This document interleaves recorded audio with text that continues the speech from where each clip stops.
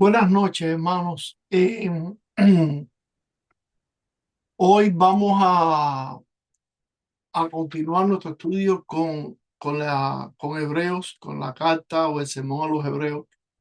Y particularmente vamos a estar cubriendo el pasaje de Hebreos capítulo 5. Ya entramos en el capítulo 5 y vamos a movernos del capítulo 5 los versos uno al 10.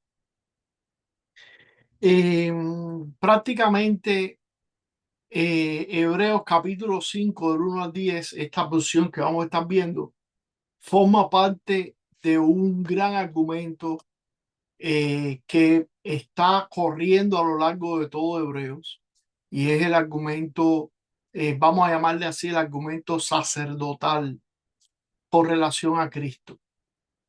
En los capítulos 3 y 4 que ya pasamos, recordarán ustedes que se nos exhortó enfáticamente a entrar confiadamente al trono de la gracia.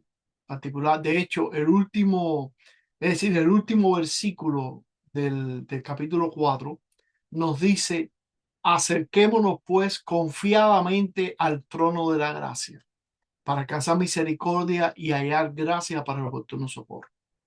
Entonces, es una invitación eh, enfática que el autor está haciendo a su audiencia y a nosotros por extensión, de que entremos confiadamente al trono de gracia. Recuerden ustedes que esa palabra confiadamente es parresia, que es una palabra que se traduce con atrevimiento, con osadía, con valentía, ¿verdad? Entonces, entremos en esa condición. Se nos invita al trono de la gracia, que es a la misma presencia de Dios. Pero a partir de ahora, en el capítulo 5 se nos va a explicar por qué podemos tener esa confianza. Ajá. Y vamos a ver cómo, aunque a partir de ahora, es decir, capítulo 5 verso del 1 al 10, no lo desarrolla a mucha profundidad.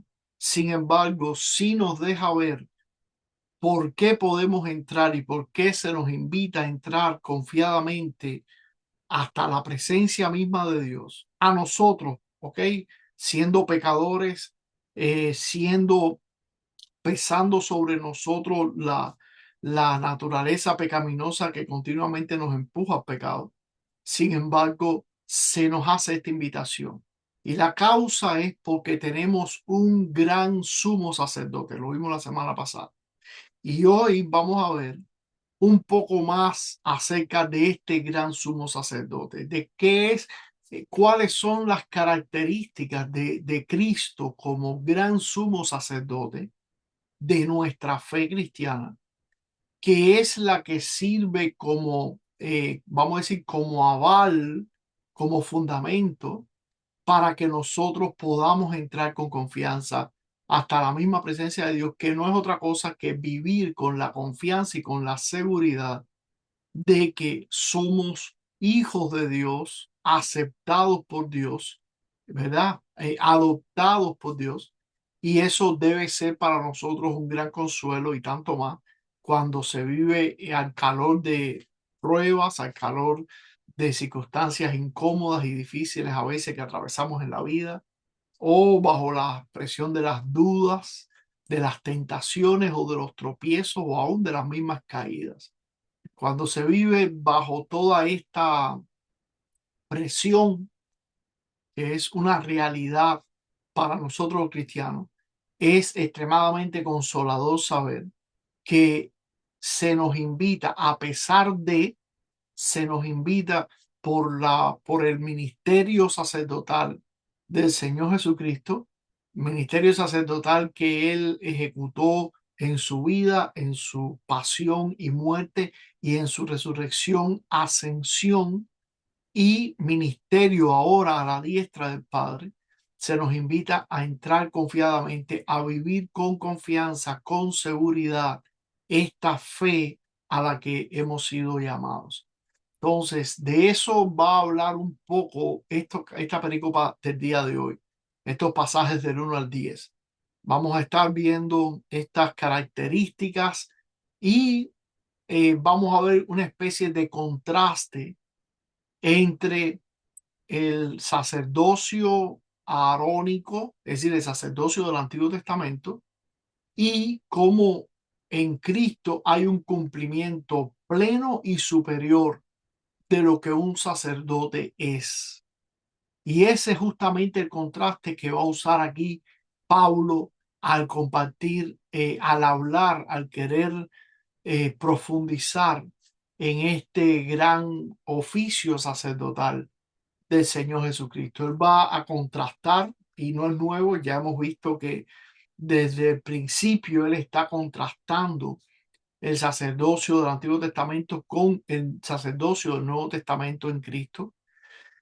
Y aquí pues va a seguir ahondando en esas características y nos va a describir, ¿verdad?, cuáles eran las condiciones para que un sacerdote en el Antiguo Testamento pudiera ejercer y bajo qué condiciones y cómo eso en Cristo se ve cumplido y se ve sobrepasado y se ve sobrepasado.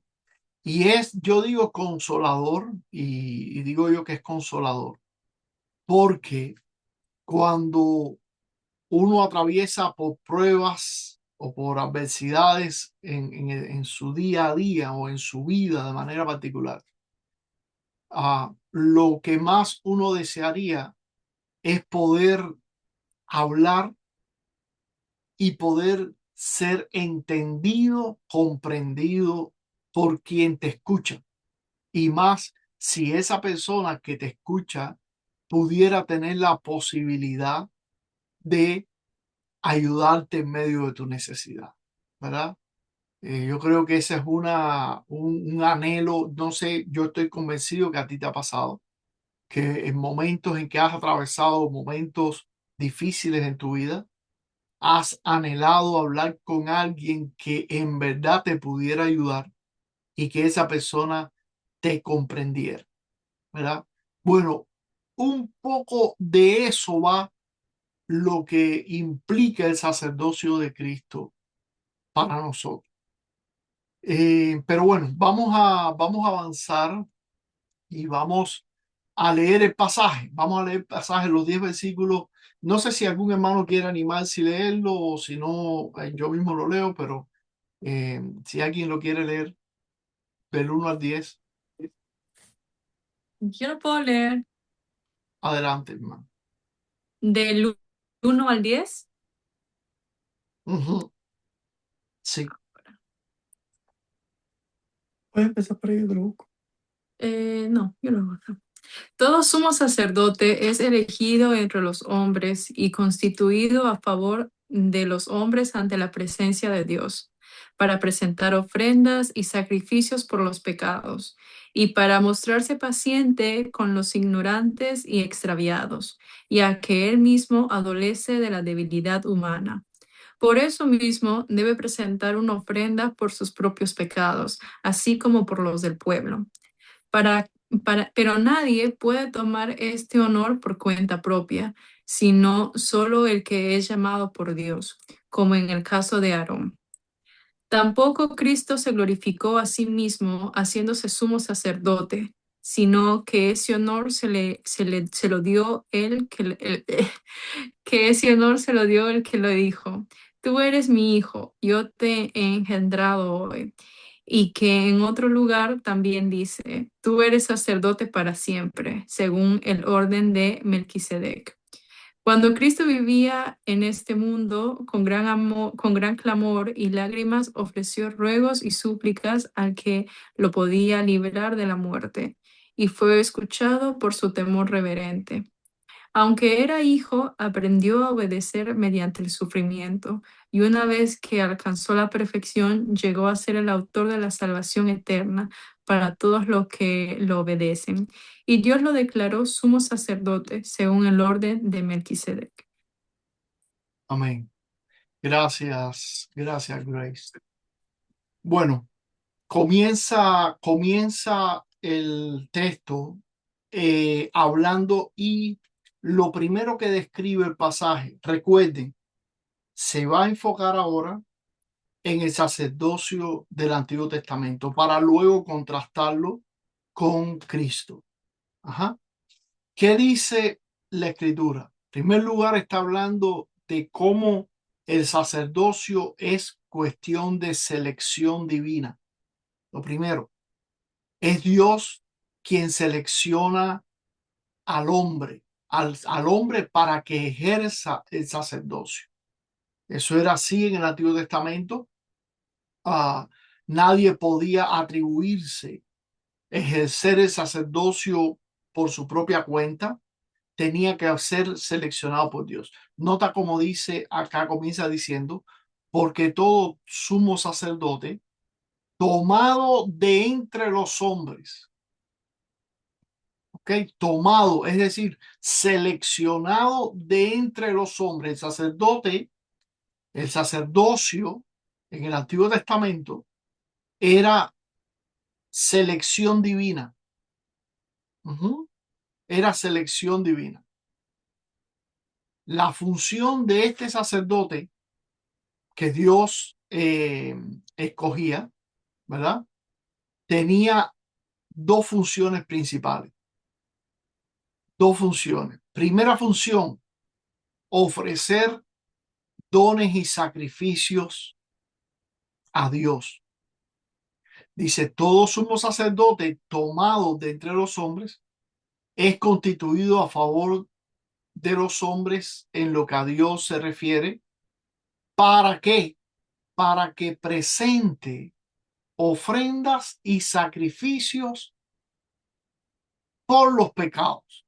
Entonces, esta era la función principal, primordial del sacerdocio del Antiguo Testamento. Dios lo llamaba, Dios lo estableció y ahora esta persona ejercía un oficio que implicaba traer delante de Dios en el santuario las ofrendas, los sacrificios que Dios mismo demandaba y a través de esas ofrendas y sacrificios por la gracia de Dios propiciar los pecados, hacer expiación por los pecados, que significa a perdonar, limpiar los pecados por los que el sacerdote estaba intercediendo. Ajá. Entonces, este es el cuadro más básico y principal que nosotros podemos ver del sacerdocio del Antiguo Testamento.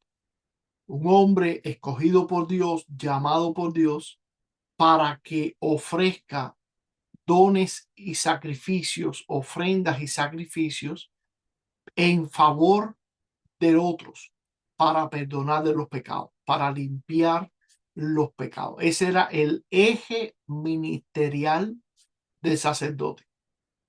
Ahora, algo que nosotros podemos tomar de acá, algo que podemos tomar de ese orden que no ha cambiado hasta el día de hoy. La expiación sacrificial que el sacerdote hacía no era nunca, la idea era buscar el perdón de los pecados, pero nunca por el mérito humano, nunca por la acción propia del sacerdote, ¿verdad?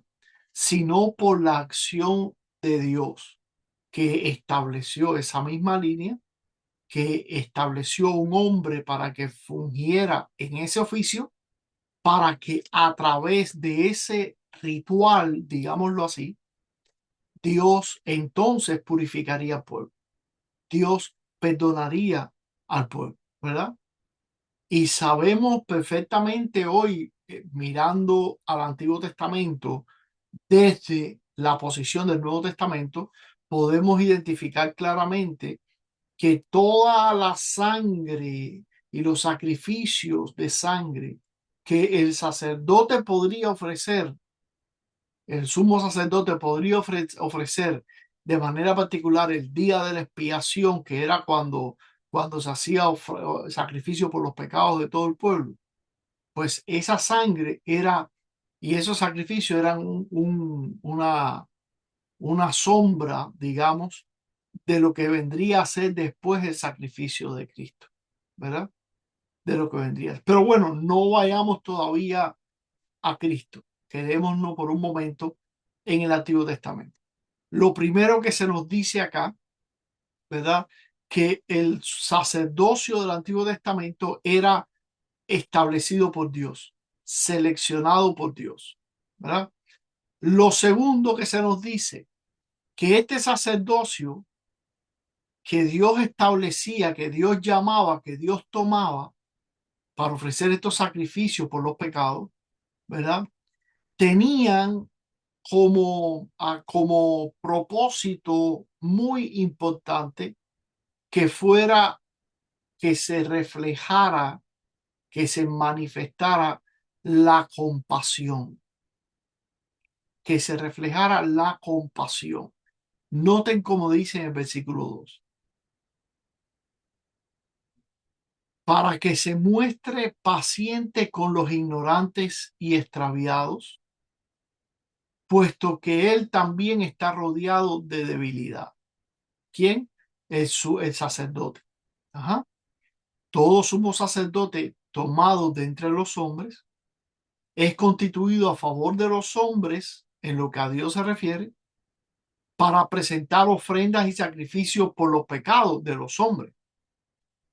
¿Y para qué el sacerdote? Para que se muestre paciente con los ignorantes y extraviados. Y eso nos habla de compasión, puesto que él también está rodeado de debilidad, puesto que él también está rodeado de debilidad. Ahora, en este término aquí, esta expresión, para que se muestre paciente, describe básicamente para que pueda mantener en control sus propias emociones. Escuchen, para que pueda mantener en control sus propias emociones, especialmente el enojo por parte del sacerdote. Es lo opuesto a a la indiferencia para con aquel pecador que viene a ofrecer sacrificio, a traer su sacrificio para que se interceda delante de Dios. El sacerdote debería mostrarse paciente. Se esperaba que se mostrara paciente, que sometiera, que mantuviera bajo control sus emociones y no estallara en contra del pecador por su pecado, sino al contrario, que se mostrara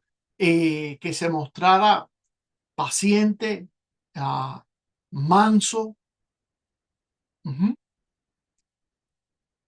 bajo control de sus emociones, que no estallara en ira con el pecador que venía a ofrecer su pecado, a ofrecer sacrificio por su pecado, pero también, ojo, que este sacerdote pudiera no tolerar bajo una especie de sentimentalismo el pecado de la persona que venía a sacrificar, a ofrecer sacrificio. Entonces, no sé si me explico, si pueden ver esta doble comportamiento que se esperaba del sacerdote o del sumo sacerdote cuando estaba ejerciendo en su oficio al cual Dios le había comisionado.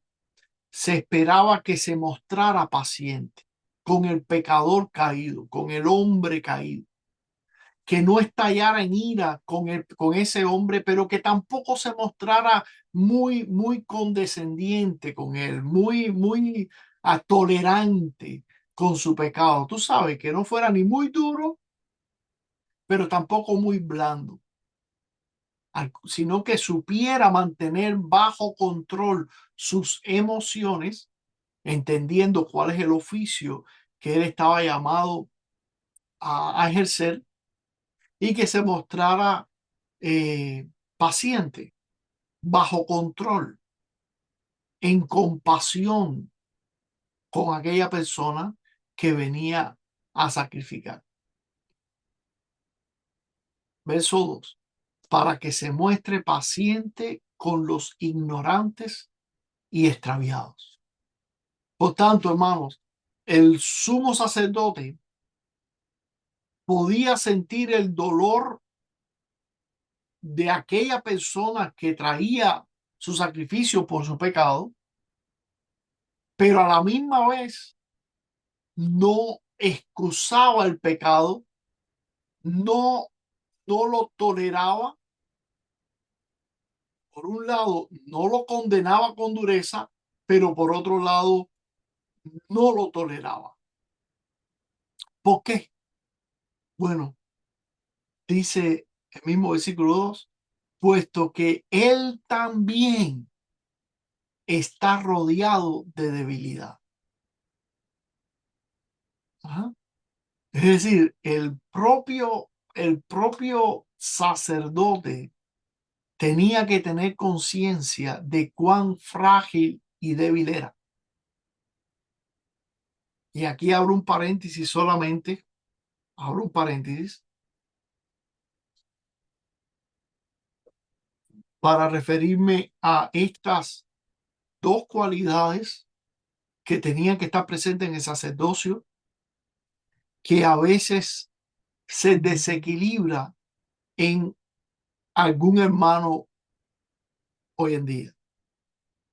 A veces uno que muestra un celo por el Señor muy grande, llega a punto de ser implacable con el hermano que cae, implacable con el hermano que resbala, implacable con el hermano que toma una decisión hacia el pecado.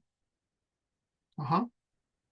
Y eso no está bien, eso no está bien. Y bueno, usted me dirá, pero pastor, ahí se está refiriendo a los sacerdotes del Antiguo Testamento. Sí, pero recuerda que nosotros tenemos en un sentido hablando también que ejercemos un sacerdocio también, lo que llamamos el sacerdocio universal de todos los creyentes. Somos una nación ahora de sacerdotes que Dios nos ha instituido como tal, ¿verdad? Y esto solo lo hago un paréntesis.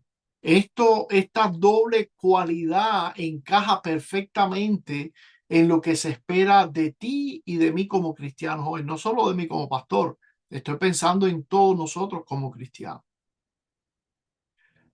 No ser implacable con el hermano que peca, pero tampoco ser tolerante, tampoco pasarle la mano y decirle, no pasó nada, sigue para adelante.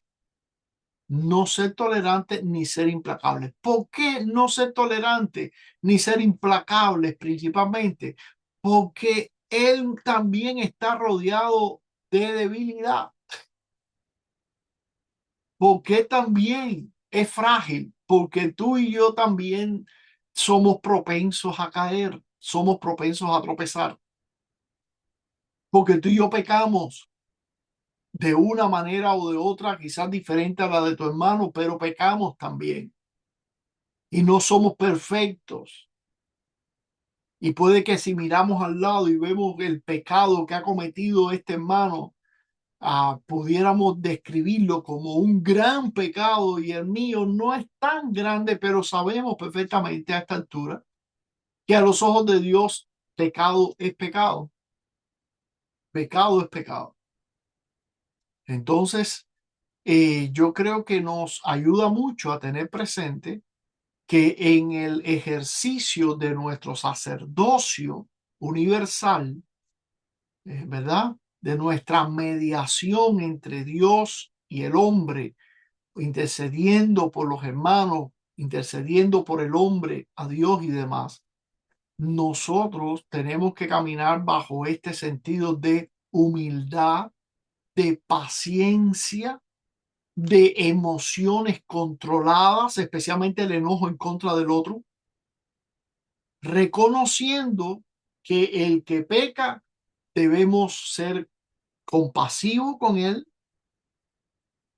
pero no debemos ser tolerantes con el pecado, firmes siempre con el pecado, denunciando el pecado, confrontando el pecado, pero siempre paciente y compasivo con el que peca, porque tú y yo también pecamos. Estamos también rodeados de debilidad. Ujú. Y como dice por ahí el dicho popular, que muchas veces la sabiduría popular tiene su sabiduría, eh, el que no tire piedra porque todos tenemos el, el tejado de vidrio. Ujú. Porque que no es más que decir, estamos rodeados de debilidad. ¿Mm? Bueno, esa era también una segunda característica de que aquí vemos en la Escritura, se nos da del sacerdocio del Antiguo Testamento. Primero, tenía que ser llamado por Dios. Segundo, compasión real, que es esto de lo que hemos hablado. Compasivo, en verdad. Empático hacia aquellos a los que servía. El tercer característica que vemos que del sacerdocio del Antiguo Testamento, sacrificio, sacrificio, sacrificio propio. Dice, para que se muestre paciente con los ignorantes y extraviados, puesto que él también está rodeado de debilidad. Ajá. Y por causa de ella, de su debilidad, el sacerdote debe ofrecer por los pecados, tanto por sí mismo como también por el pueblo. Ajá.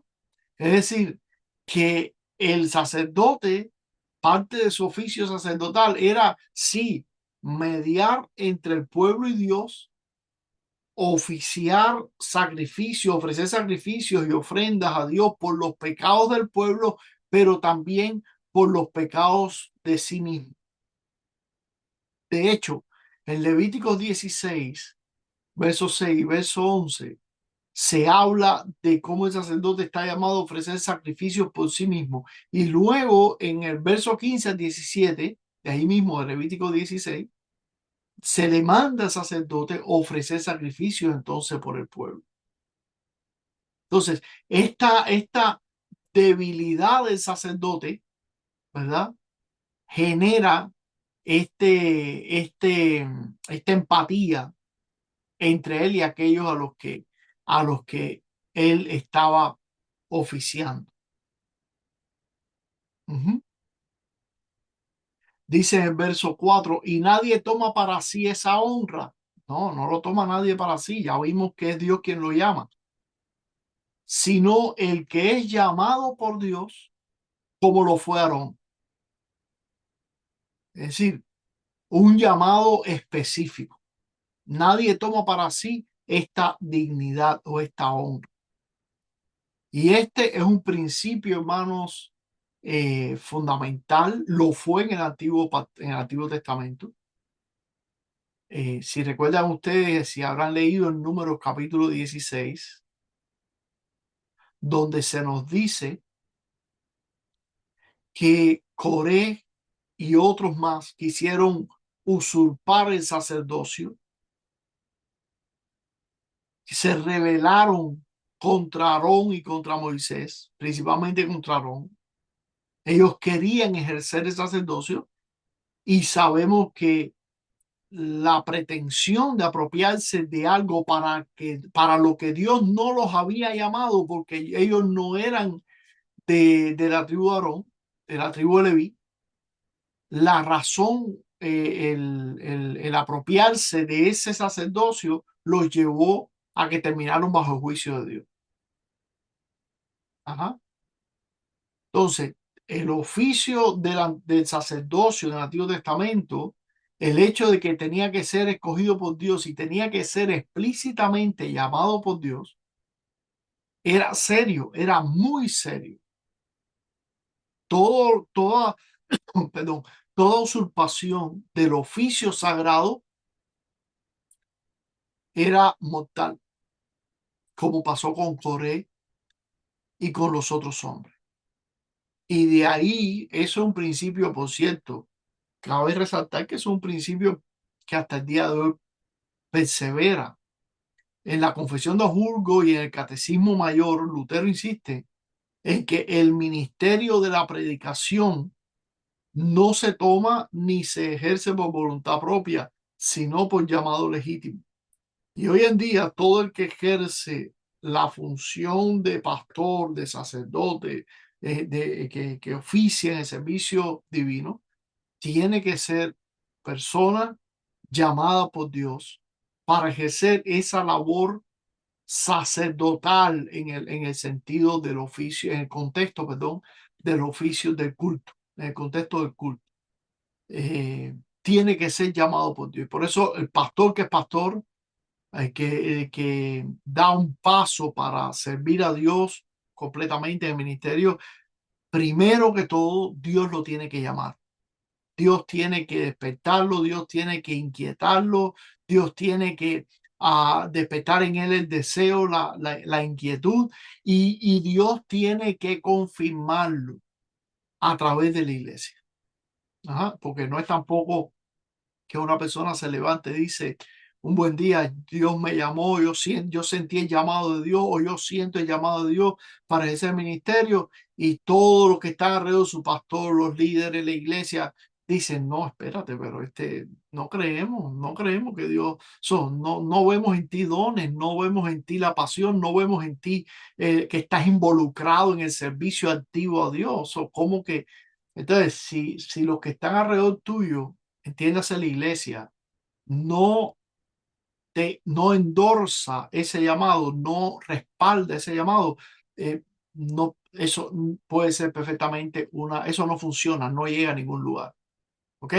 No llega a ningún lugar. Pero cuando la persona puede decir que siente la carga, el llamado al ministerio sacerdotal, al ministerio pastoral, al ministerio divino, y el pastor y los líderes y la congregación toda reconoce que sí, que el hermano tiene los dones, que sí, que el hermano es activo en la congregación, que sí, que el hermano sirve y sirve a la congregación y ama a los hermanos y busca la manera de ser consuelo para los hermanos. Entonces, ese llamado se confirma y eventualmente se canaliza, ¿no? Y la persona finalmente ejerce, entra al ministerio, y cuando esa persona entra al ministerio, esa persona puede decir y debe decir sin lugar a duda, Dios me llamó al ministerio, Dios me llamó al pastorado, Dios me llamó al sacerdocio, porque es Dios justamente el que llama. Y así lo ha entendido la iglesia, lo ha entendido la iglesia siempre. Ajá. Bueno, básicamente hasta aquí, hasta el verso 5, perdón, hasta el verso 4, se nos presenta estas características de lo que es el sacerdocio del Antiguo Testamento. Ajá. Se nos habla de un llamado, de una selección divina. Se nos habla de compasión.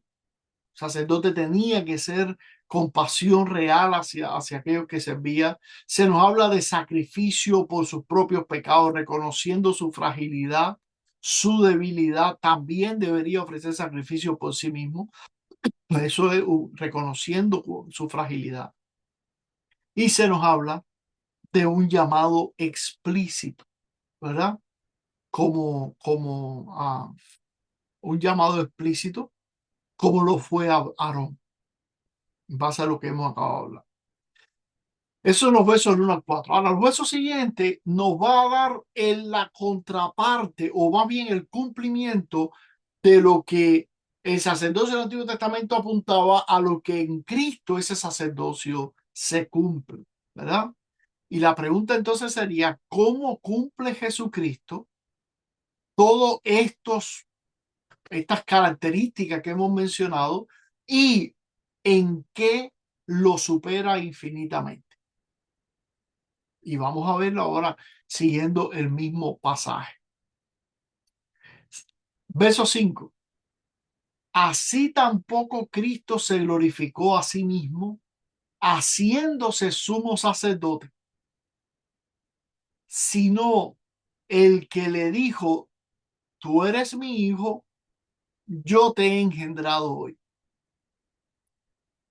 Entonces, aquí vemos cómo, en primer lugar, el autor cita aquí, tú eres mi hijo, yo te he engendrado hoy. Ese es el Salmo 2 verso 7, que es conocido como un salmo, se le llama así un salmo de entronización real, ¿verdad?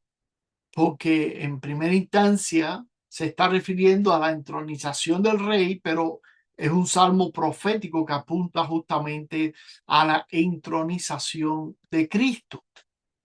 Y es justamente lo que Pablo está haciendo. Pablo está tomando ese salmo y se lo está aplicando a Cristo para decirnos a nosotros cómo Jesucristo no se glorificó a sí mismo haciéndose sumo sacerdote. En otras palabras, no fue como Coré y como los compañeros de Coré que quisieron usurpar el sacerdocio. Y recuerden ustedes el contexto en el que se está dando este sermón de Hebreos.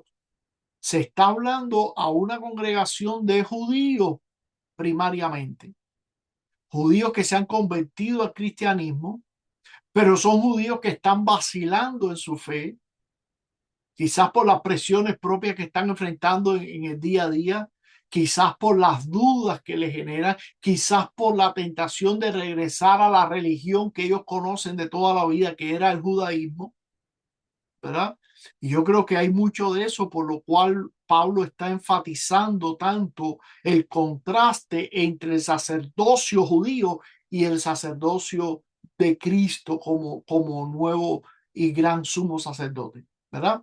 Entonces, Pablo aquí está diciendo que Cristo, a quien yo les estoy predicando, de quien yo les estoy hablando y en quien se está fundamentando nuestra fe cristiana, diría el apóstol, no se glorificó a sí mismo como Coré, no usurpó la identidad de sacerdote, sino que Dios mismo lo escogió. Y recuerden que esa es la característica número uno que él está mencionando del sacerdocio bíblico, selección divina. Dios mismo lo seleccionó. Y Pablo utiliza el Salmo 2 verso 7 para confirmar este hecho. Va a mencionar el Salmo 2 como un salmo profético y se lo está aplicando a Cristo, a la selección o al llamado de Dios para que Cristo viniera a cumplir su función sacerdotal. Tú eres mi hijo, yo te he engendrado hoy, ¿verdad?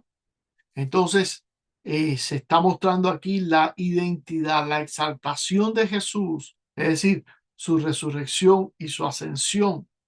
Es el momento donde se cumple plenamente, se consuma, digámoslo así, se consuma públicamente la designación de Cristo como sumo sacerdote. Tú eres mi hijo o tú eres mi hijo, yo te he engendrado hoy, hablando de proféticamente de Cristo, de su ministerio, cuando Cristo venía iniciaría su ministerio en la tierra para ejercer como el último y gran sumo sacerdote, pero eso se consumó cuando el Señor Jesucristo resucitó de entre los muertos y ascendió a los cielos. El punto es este, hermano. Cristo no llegó al sacerdocio por méritos acumulados, ni por usurpación de una posición. Cristo llegó al sacerdocio por decreto del Padre. Es lo que Pablo está queriendo decir. Dios lo appointed, appointed, lo estableció para que cumpliera su función sacerdotal. Miren cómo dice el verso 6. Sigue diciendo, como también dice en otro lugar, tú eres sacerdote para siempre según el orden de Melquisedec. Como también dice en otro lugar, está hablando del Salmo 110, verso 4.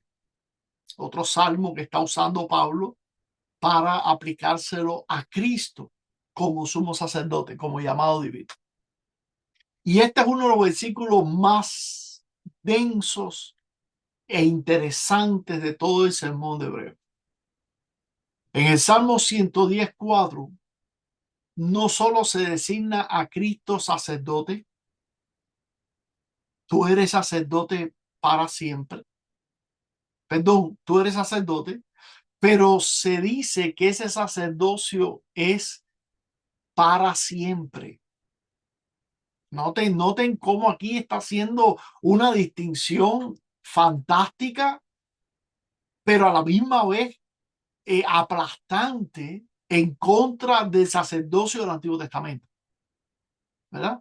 Aquí dice que Cristo fue llamado por Dios, tú eres mi hijo, yo te he engendrado hoy, y ese engendramiento tiene que ver con el inicio del ministerio en la tierra de Cristo, pero también está describiendo que ese sacerdocio sería para siempre y según un orden distinto al de Aarón, el orden de Melquisedec. Ese verso 6 debió haber sido una bomba en el oído judío, ese verso 6, porque está completamente desligando a Cristo del sacerdocio limitado arónico y lo está llevando exponencialmente a un sacerdocio que no es limitado, que es eterno para siempre y de un orden, por tanto, un orden diferente al orden arónico, es decir, el orden de Melquisedec. Más adelante en el verso, en el capítulo 7 de aquí de Hebreo, esta idea, vamos a volver a esta idea. Esta idea va a ser desarrollada mucho más plena, pero aquí ya Pablo siembra la gran diferencia. El sacerdocio levítico era temporal, es decir, los sacerdotes morían y tenían que ser reemplazados y morían. El sacerdocio de Cristo es eterno. No tiene sucesor porque no tiene fin, es para siempre. Ajá. La palabra de Dios que instituye ese sacerdocio es también eterna, porque es Dios mismo quien lo instituye y por tanto vuelve a ese sacerdocio de Cristo tan vigente para los hebreos del siglo I como para nosotros los cristianos de Naples hoy. Es un sacerdocio, hermano, para siempre establecido por la palabra de Dios, que no miente, que no cambia. Lutero, hablando de este Salmo 110, Lutero dice que el Cristo que sufre, dice Lutero, el Cristo que sufre y el Cristo que reina son el mismo. El Cristo que sufre y el Cristo que reina son el mismo. Y la fórmula de Concordia también conecta la obediencia activa y la obediencia activa pasiva de Cristo con su oficio sacerdotal eterno.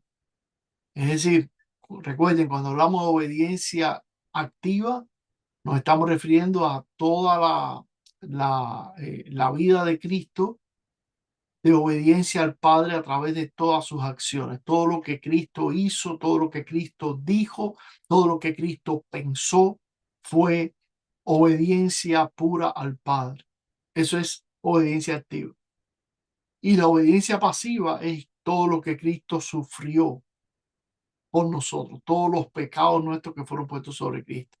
Por su obediencia activa y su obediencia pasiva, Cristo ejerció un sacerdocio muy superior al del Antiguo Testamento. Bueno, y eterno, y eterno. Porque nota que el sacerdocio de Cristo es para siempre. No para, no tiene límite, no caduca. Y eso es lo que nos asegura a nosotros el continuo, la seguridad del continuo perdón de nuestros pecados. Porque tenemos un sacerdote que continuamente está ejerciendo su ministerio a favor nuestro. Y eso nos garantiza, nos asegura a nosotros que tenemos una condición de estabilidad como parte, como hijos de Dios. Ajá. No hay nada que pueda desestabilizar esa estabilidad como hijos de Dios, porque nosotros tenemos un sumo sacerdote que es el que media por nosotros, que no para, que no se detiene y que es eterno su ministerio. Ujú. Dios declaró a Cristo entonces sumo sacerdote desde la eternidad, pero Dios también lo preparó para ese oficio en el tiempo, es decir, en un momento puntual de la historia, y lo sumergió en el sufrimiento. ¿Cómo fue esa preparación? Ahora los versículos 7 y 8 nos dicen cómo, cómo fue esa preparación marcada por el sufrimiento, que es otra de las características del sacerdocio del Antiguo Testamento, perdón, por el sacrificio propio. Dice el verso 7, y Cristo en los días de su carne, ofreciendo ruegos y súplicas con gran clamor y lágrimas al que le podía librar de la muerte, fue oído a causa de su temor reverente. Fue oído a causa de su temor reverente. Aquí se nos está describiendo el ministerio de oración, de intercesión de Jesús. Dice que durante los días de su carne, lo cual durante su encarnación, durante toda su vida. Pero el vocabulario que se usa acá es muy preciso, es muy preciso. Nos hablan de ruegos en los días de su carne, ofreciendo ruegos, literalmente peticiones. Déjenme describir estas palabras porque creo que nos van a ayudar a tener una idea quizás un poquito más formada de ese ejercicio formativo hacia el sacerdocio por el que Cristo tuvo que pasar. Número uno, en los días de su carne ofreció ruegos, literalmente peticiones de necesidades específicas. Es un lenguaje del salterio, un lenguaje de los salmos, del libro de los salmos, pero que apunta a peticiones específicas, necesidades específicas. Bueno, Cristo ofreció ruegos al Padre por sus propias necesidades específicas. Pero también se nos dice que ofreció súplicas. Literal, es un término para describir la oración de quien busca refugio como extranjero desamparado. Es decir, una oración de absoluta dependencia, absoluta dependencia. Si Cristo ofreció súplicas al Padre, una oración intensa, profunda, dependiente totalmente del Padre. Y se nos dice también que esto fue con gran clamor y lágrimas. Tengamos una idea de este proceso de sacrificio por el que Cristo fue sometido. Ruegos por necesidades puntuales y específicas, súplicas en un sentido de quien busca refugio de dependencia de Dios, de necesidad extrema, con gran clamor y con lágrimas. Es decir, la oración con el cuerpo entero, como en los salmos de lamento, el Salmo 22, Salmo 82, 88, Salmo 116, que son salmos que se llaman salmos de lamento. Y cuando tú los lees, tú ves que involucran todo el cuerpo en la acción, en esa acción de oración o en esa acción de culto. Aquí se nos dice, eso es lo que se tiene en mente, ¿verdad? Con gran clamor y con lágrimas ofreció. Y lo más sorprendente es el verbo, este verbo, ah, déjame ver acá, ofreciendo, ofreciendo. Porque estos ruegos, estas súplicas, con gran clamor y con lágrimas, fue el ofrecimiento de Cristo al que le podía librar de la muerte. Pero este término ofreciendo, hermano, es muy interesante. Este término ofreciendo es el mismo término litúrgico y aquí sí, si me permiten, voy a decir el término en griego para que se entienda que lo quiero resaltar. Prósfero, prósfero, ajá. Prósfero es el mismo término litúrgico que se usaba para decir en el Antiguo Testamento presentar ofrendas por parte del sacerdote. Cuando el sacerdote tenía que presentar las ofrendas.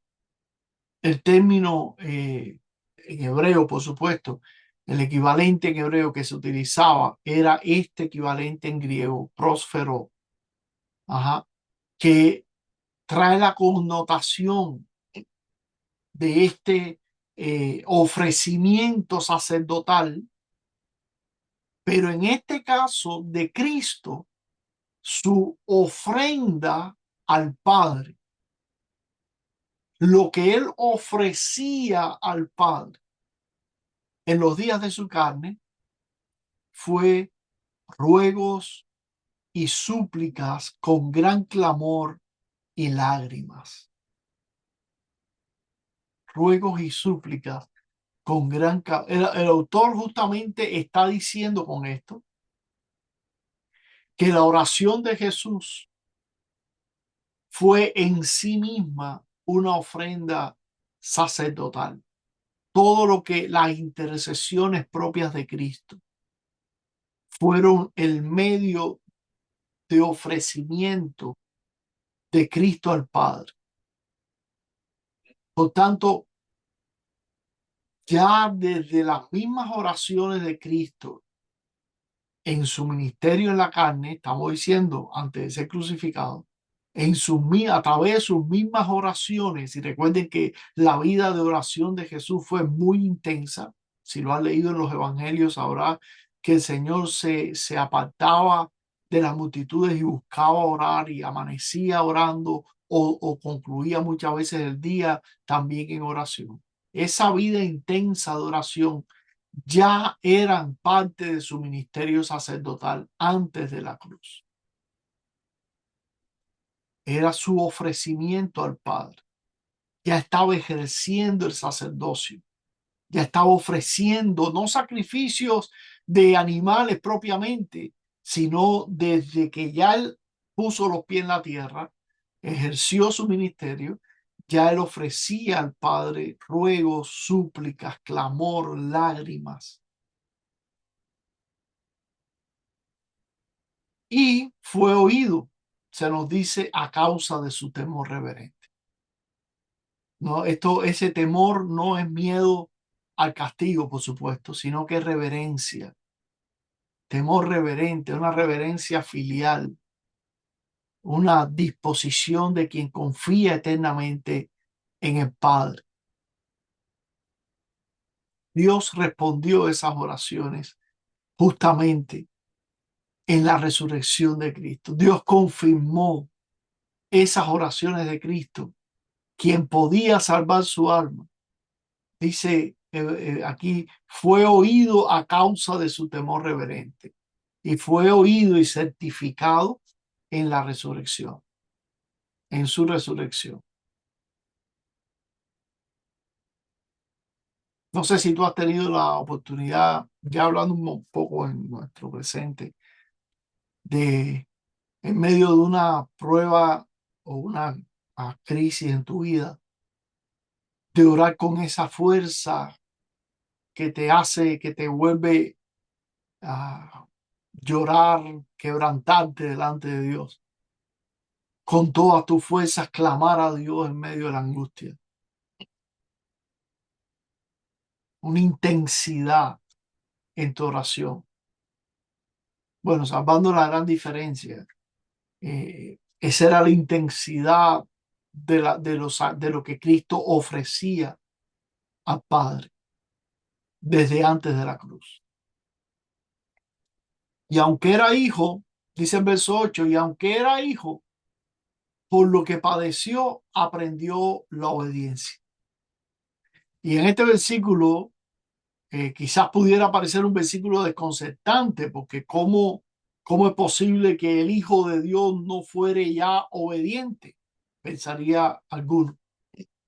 Y el aprendizaje a lo que aquí se está refiriendo no implica como que Jesús pudiera haber sido desobediente y necesitó por medio del sufrir aprender la obediencia. No, no fue el caso definitivamente. Digámoslo así, de una obediencia que ya estaba presente en él, pero que aún no se había expresado de manera plena, no había hecho necesidad que se expresara de la manera plena. Esa obediencia fue probada y fue consumada en su condición de hombre a través de su vida y a través de su ministerio. La obediencia que ya estaba ahí, ¿verdad? Que ya existía de por sí, lo que hizo fue manifestarse. En el original hay un juego de palabras aquí y evidentemente un juego de palabras intencional. Dice literalmente, aprendió de lo que padeció. Y era un dicho proverbial en la antigua Grecia. Aprendió de lo que padeció.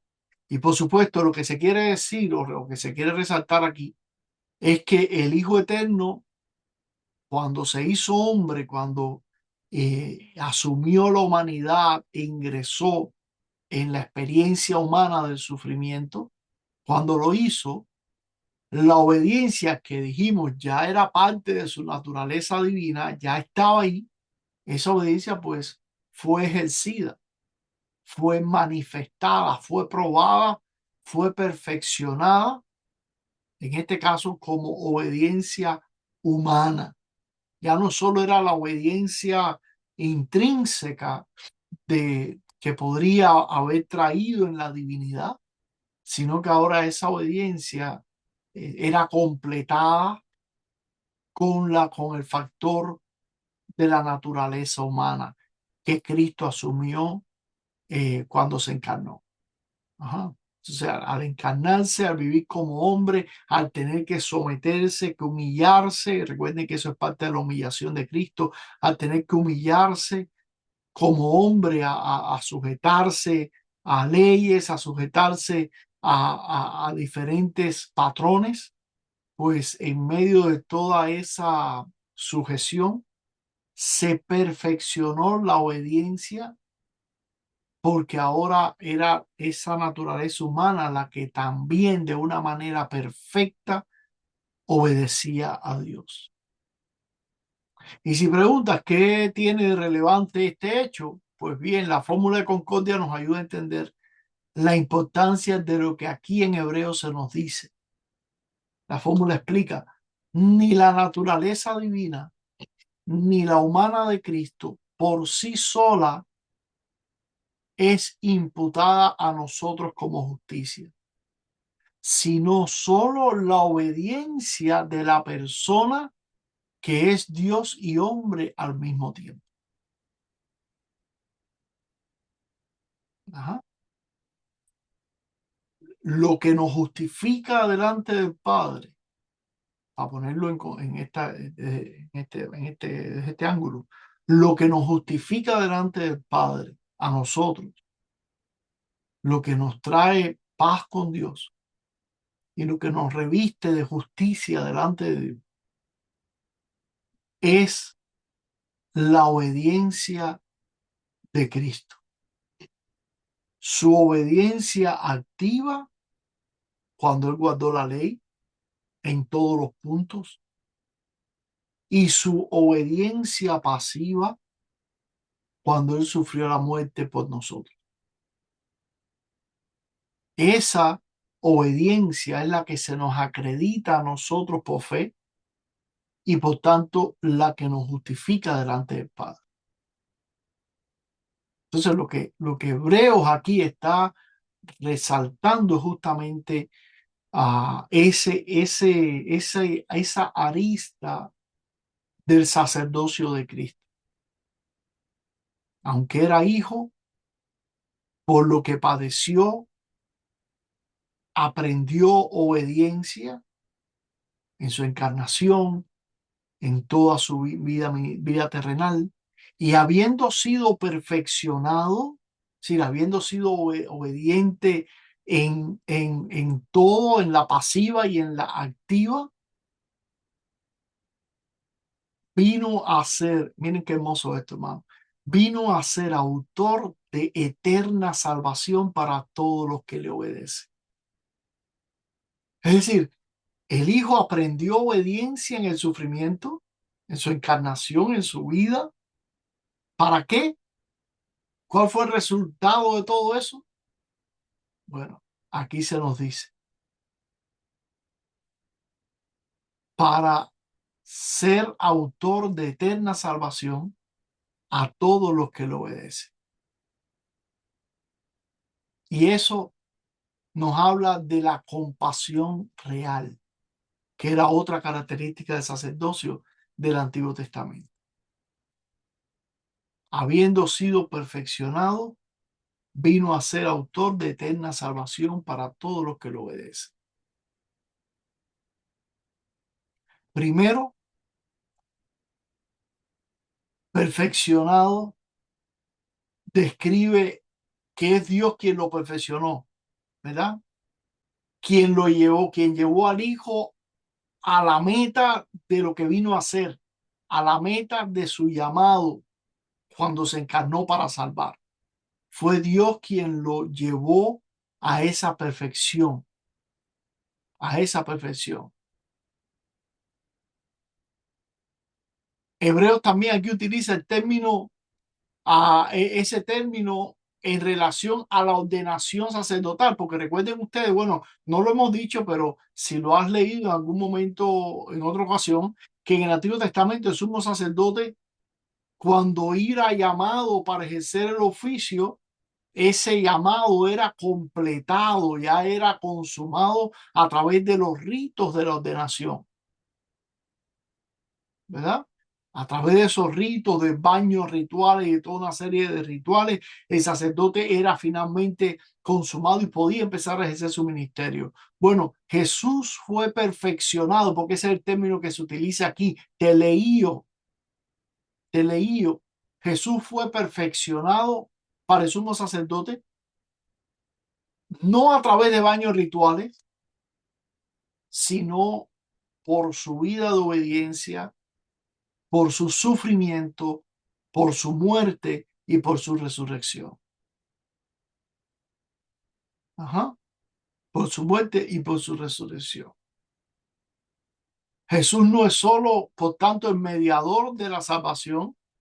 Se dice aquí que Él es el autor, por tanto, vino a ser autor de eterna salvación para todos los que lo obedecen. No es solamente un mediador, sino el autor, el origen, el fundamento. ¿Para quién? Para todos los que lo obedecen. Y por supuesto que esta obediencia no se trata de una condición para merecer la salvación, ¿ok? No es que Cristo se convirtió a través de su ministerio sacerdotal y su formación sacerdotal, se convirtió en salvador de aquellos que se esfuerzan por obedecer su palabra. No, esta obediencia tiene que ver con creer. En el contexto es sinónimo de para todos los que creen en Él,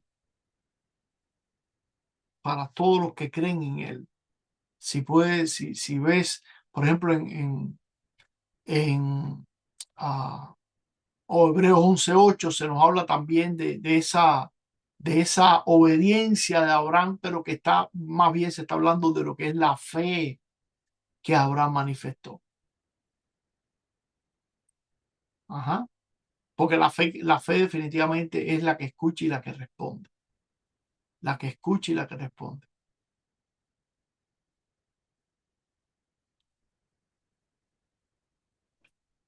Y finalmente, verso 10, el llamado explícito, que sería la cuarta característica del sacerdocio, el llamado explícito.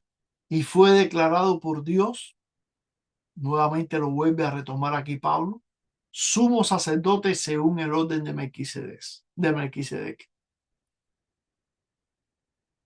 Fue declarado, y ese es un término que apunta cuando se hacía una proclama pública, cuando en el ágora o en la plaza, vamos a decir, en la antigua Grecia, se iba a decir algo importante y solemne, ¿verdad? El término que se usaba para esta proclama es justamente el término que se utiliza acá, prosagoreo, prosagoreo. Sí, fue declarado solemnemente, fue declarado públicamente por Dios, sumo sacerdote, según el orden de Melquisedec. Dios mismo hizo esa declaración oficial. Qué tremendo. No fue, a diferencia de cualquier sacerdocio del Antiguo Testamento, aquí Dios mismo lo, lo, lo hizo. Ajá. Y nada menos y nada más que lo relaciona, lo conecta, lo vincula con el sacerdocio según Melquisedec. Y no es una metáfora, sino que es justamente el decreto eterno del Padre que autoriza a Cristo a hablar y a otorgar salvación eterna a los que le obedecen.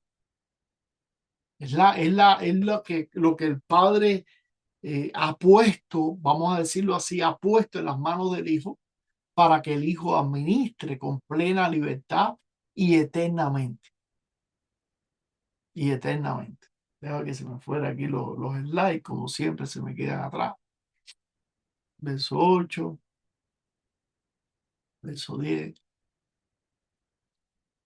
Así el pasaje entonces termina, esto es lo que estaba explicándoles ahora, el pasaje termina como empezó. El sacerdocio es siempre un asunto de elección, designación divina, nunca atribución humana, nunca ambición humana. No lo era en el Antiguo Testamento y en el caso de Cristo, esta designación podemos ver, como hemos visto, alcanza la forma más plena y más definitiva. Entonces, cuatro pilares, resumiendo, del sacerdocio de Cristo que vemos en Hebreos capítulo 5, verso 1 al 10. Primer pilar, selección divina. Cristo no se nombró a sí mismo, fue elegido por Dios desde la eternidad. Es decir, este sumo sacerdote fue elegido por Dios desde la eternidad. Segundo pilar, solidaridad auténtica. Es decir, como ser humano completo, Jesús experimentó el sufrimiento, el clamor, las lágrimas. Ya vimos el verso 7. No es, por tanto, un sacerdote que simula comprender. Él entiende porque lo vivió. Tercer pilar, obediencia probada, sacrificio.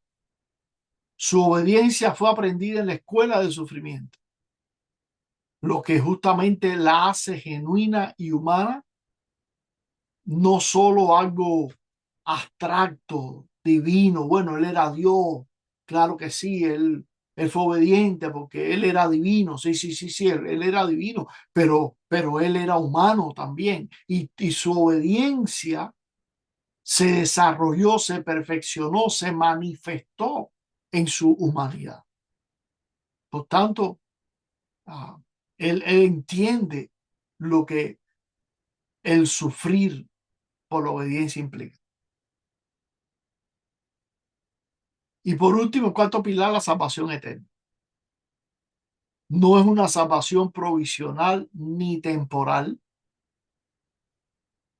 Dice aquí que él fue constituido autor de eterna salvación, definitiva, completa, para todos los que responden con fe.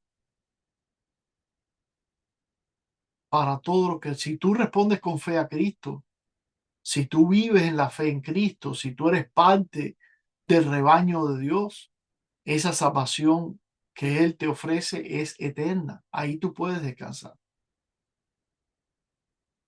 Tú puedes descansar ahí. Eterna salvación. So, déjeme concluir los 3 minutos que me quedan con algunos punticos que pudiéramos recoger de esta noche. Quizás necesitas a alguien que te entienda en medio de tu dolor, en medio de tu sufrir. Jesús es ese intercesor. No es un juez frío ni un consejero que nunca sufrió. Cuando tú abres tu corazón al Señor, hermano, el Señor puede entender plenamente lo que tú estás sintiendo y lo que tú estás diciendo, porque Él lloró, porque Él clamó y fue oído. Y Él se nos dice que hoy intercede ante el Padre por nosotros también. Ese ministerio de clamor no se ha detenido. Sigue intercediendo por el Padre a favor de ti. Ajá. Quizás tú necesitas de alguien que pueda entender en verdad lo que tú estás viviendo. Alguien que te pueda dar una palabra en verdad que que te fortalezca en medio de tu dolor. Jesús es ese alguien. Él conoce el peso de la debilidad. Él conoce el miedo a la muerte, la soledad de la oración que parece no ser escuchada. Y aún así se nos dice que Él fue oído. Y aún así Él fue obediente. Por eso es que Él es tu sumo sacerdote.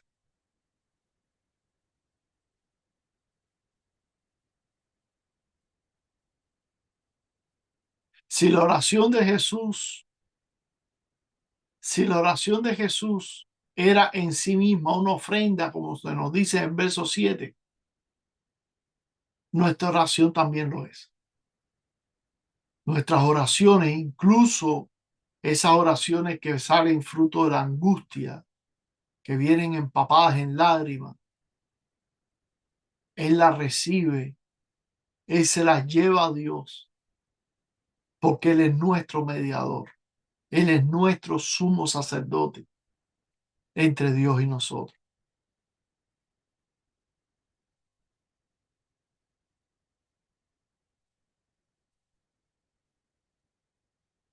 ¿Tienes algún dolor o ruego que traer a Dios hoy en oración? Precisamente con la confianza de que Jesús ya recorrió ese camino. Ajá.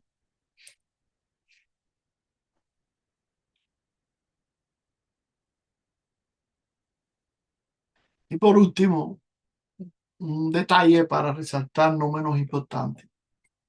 El verso 4 advierte que nadie toma para sí la dignidad del ministerio. Ya vimos que tiene que ser llamado por Dios. En la vida como iglesia, en la congregación, esto nos invita a examinar nuestras motivaciones en el servicio. ¿Estoy respondiendo al llamado de Dios o me estoy resistiendo?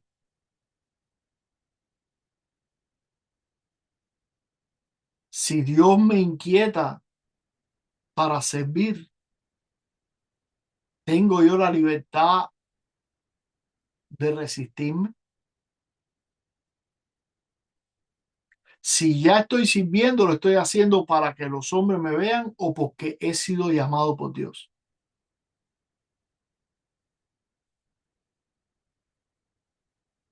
Dios me está llamando, pero menosprecio el llamado,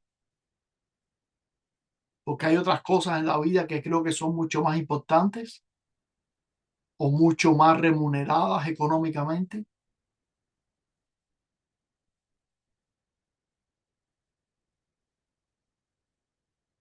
Bueno, ahí les dejo estas preguntas y estas aplicaciones. Amén. Si les parece, cerremos con una oración y luego, si tenemos alguna pregunta o comentario, lo podemos hacer. Oremos.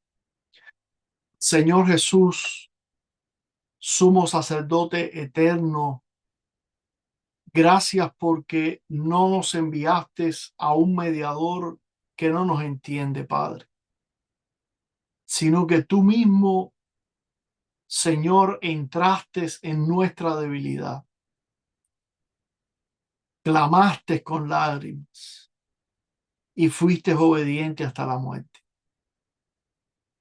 Gracias porque ese sufrimiento se convirtió en la fuente de nuestra salvación eterna.